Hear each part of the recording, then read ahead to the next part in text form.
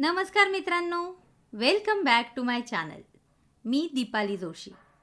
आपण आज वाचत आहोत गोष्टी माणसांच्या.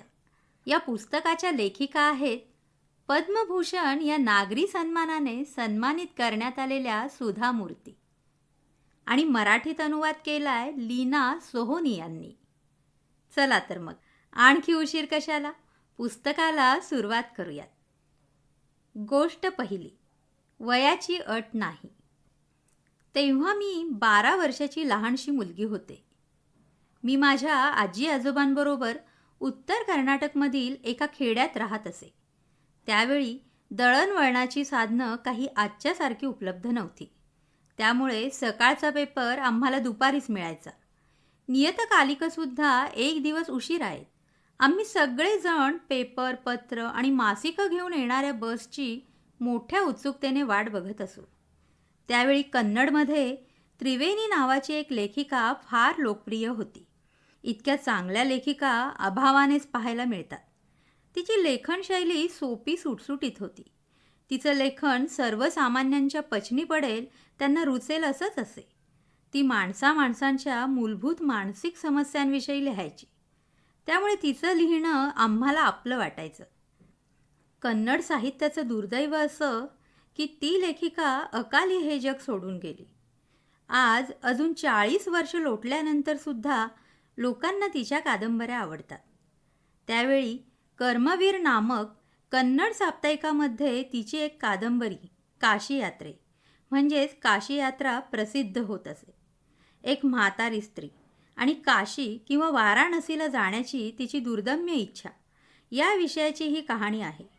काशीला जाणं आणि भगवान विश्वेश्वराची आराधना करणं ही बऱ्याच हिंदूंच्या मते अत्यंत पुण्यप्रद गोष्ट आहे. त्या म्हाताऱ्या स्त्रीचाही असाच गाढ विश्वास होता. काशीला जाण्यासाठी तिची जी धडपड चालली होती त्याचं वर्णन त्या कादंबरीत रेखाटलेलं होतं.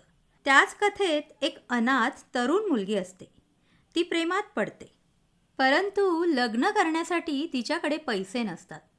अखेर ती म्हातारी स्त्री स्वतःचे काशीला जाण्यासाठी जमवलेले सगळे पैसे त्या मुलीच्या हवाली करते व स्वतः काशीला जातच नाही असं दाखवलं होतं. ती म्हणते, या पोरक्या मुलीचा आनंद त्या काशी विश्वेश्वराच्या पूजनापेक्षा जास्त महत्त्वाचा आहे. माझी आजी कृषतक्का कधी शाळेत गेली नाही.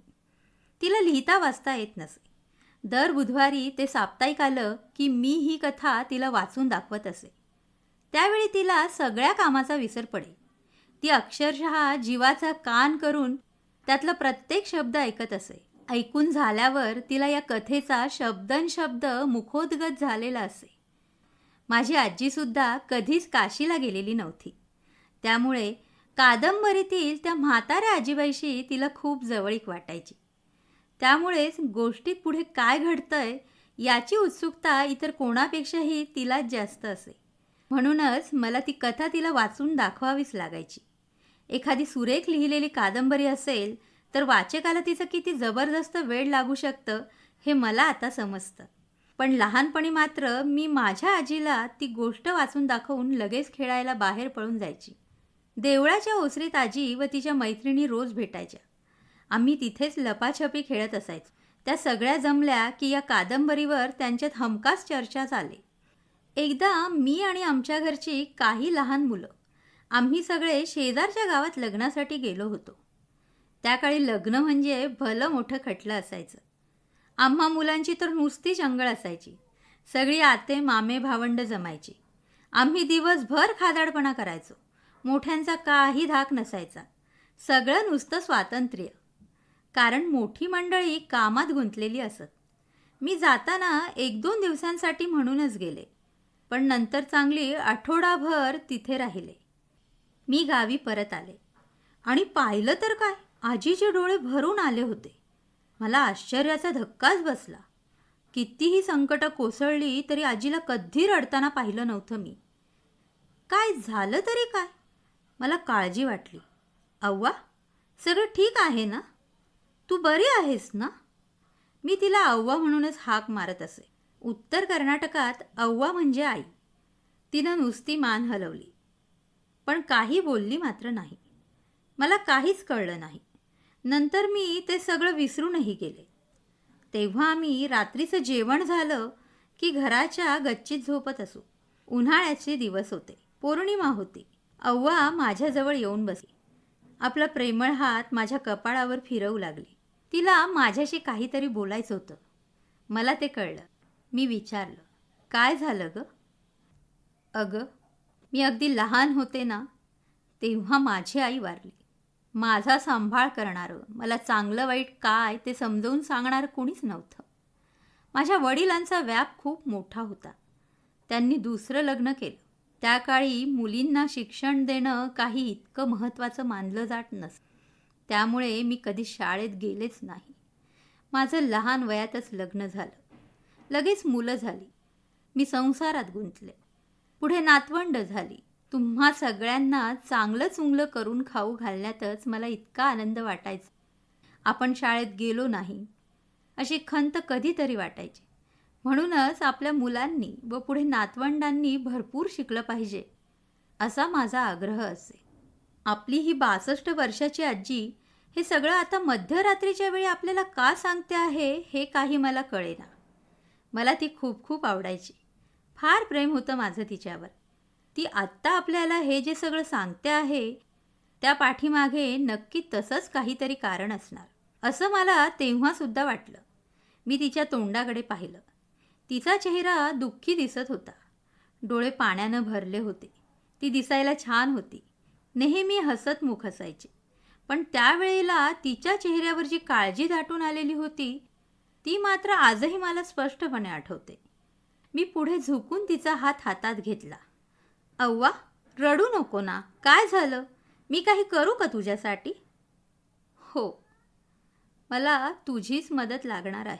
तुला ठाऊक आहे, तू गेलीस आणि नेहमीप्रमाणे तो कर्मवीरचा अंक आला. मी तो उघडला. काशी यात्रे गोष्टीचं पान उघडलं. चित्र पाहिली. पण काय लिहिलंय ते काही मला समजेना.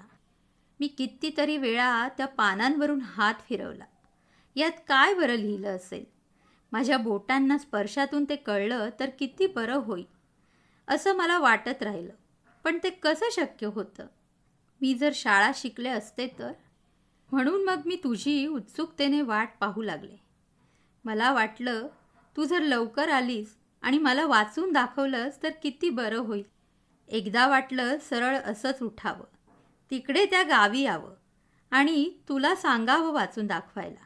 मला खरं तर आपल्याच गावातल्या कोणाला तरी वाचून दाखवायला सांगता आलं असतं. पण तसं कुणी मिळालंच नाही मला. तेव्हा मला खूप परावलंबी आणि असहाय्य वाटलं. माझ्याजवळ इतका पैसा अडका आहे, पण मला जर स्वावलंबी होता येत नसेल तर काय उपयोग त्या सगळ्याचा? यावर काय बोलावं ते मला समजेना. अव्वा बोलतच होती. मी ठरवलंय, उद्यापासून कन्नडची बाराखडी शिकायची. मी आता खूप मेहनत करणार आहे. हेच आता मी माझं उद्दिष्ट ठरवलंय. दसऱ्याला सरस्वती पूजेच्या दिवशीची मुदत मी स्वतःला घालून घेणार आहे. त्याच्या आत मी लिहा वाचायला शिकणार. त्या दिवशी बसून मी एकटीनं अख्खी कादंबरी वाचणार. मला स्वावलंबी व्हायचं आहे. तिच्या चेहऱ्यावर दृढ निश्चय स्पष्ट दिसत होता. मला मात्र तिचे शब्द ऐकून हसू फुटलं. अव्वा, या वयात 62व्या वर्षी तू मुळाक्षरं शिकणार? तुझे सगळे केस पांढरे झाले आहेत. तुझ्या हातावर केवढ्या सुरकुत्या पडल्या आहेत. तुला चष्मा लागलाय. तुला स्वयंपाकघरात किती काम असतं. मी पोरकटपणानं माझ्या म्हाताऱ्या आजीची चेष्टा केली. पण तिनं मंद स्मित केलं. योग्य कारणासाठी जर आपण दृढ निश्चय दाखवला तर आपल्याला कोणत्याही संकटावर मात करता येते. मी कोणापेक्षाही जास्त मेहनत करेन, पण मी हे नक्की करून दाखवीन. शिक्षणाला वयाची अट नसते. दुसऱ्या दिवशीपासून आमच्या शिकवणीला सुरुवात झाली. ती इतकी हुशार होती. गृहपाठ करण्याचा तिचा झपाटा तर थक्क करून सोडणारा होता. ती वाचायची, घोकून म्हणायची, लिहायची आणि पाठ करायची. मी तिची एकमेव शिक्षिका होते आणि ती माझी पहिली वहिली विद्यार्थिनी. मी एक दिवस कम्प्युटर सायन्स शिकवणारी अध्यापिका होणार आहे आणि शेकडो मुलांना शिकवणार आहे हे तेव्हा मला कुठे माहीत होतं. नेहमीसारखा दसऱ्याचा सण आला. एव्हाना काशी यात्रे ही कादंबरी पुस्तक रूपात प्रसिद्ध झालेली होती. मी गुपचूप ती विकत आणली.